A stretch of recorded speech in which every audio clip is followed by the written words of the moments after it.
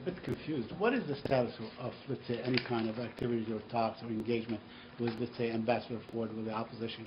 What's going on? Where do we stand in terms of any possible conference?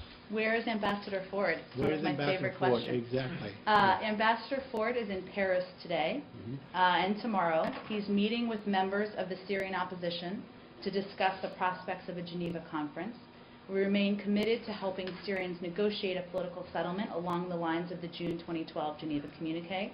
In particular, Ambassador Ford is talking to them about the need for a unified opposition delegation headed by the legitimate representative of the Syrian people, the Syrian Opposition Coalition, which can strongly press the case for its vision of what a transition governing body should look like.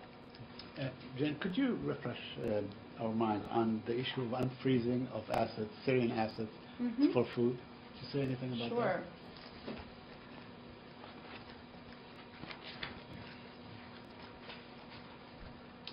Well, we are aware there have been recent reports and understand that the specific funds being referenced are not subject to existing U.S. sanctions.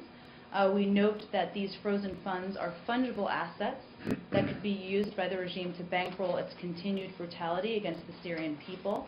Thus, we urge all countries and international organizations to ensure that any unfrozen funds for the Syrian people are channeled through an international group such as the United Nations and other international humanitarian organizations to provide oversight and ensure funds reach all those in need across all 14 governorates in Syria, not just regime-controlled territory. Michelle? I have more on the humanitarian situation. It seems that UNHCR is very worried about the Zaatari camp, which Kerry visited last month. They say that there's organized crime, violence against women, recruitment of teenagers into rebel forces. Does Secretary Kerry share those concerns, and what is the U.S. doing to help alleviate that? Well, first, let me say we commend UNHCR for its candid evaluation of its response to the Syrian refugee crisis. You are correct, of course, that the Secretary recently visited the Zaatari camp.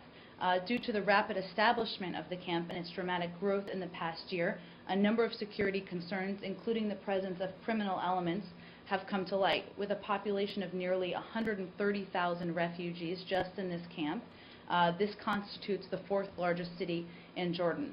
Along with that comes the criminality that you see in other large cities.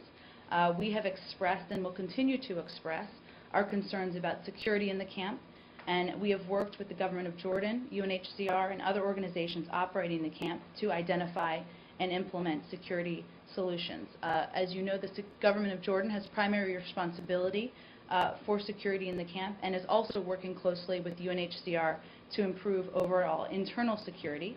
And UNHCR is also undertaking a reorganization of the camp's administration to promote community involvement in camp management and security. And we, of course, fully support any efforts to make the camp more secure and safe for all refugees, staff, and the local community. I'm sorry.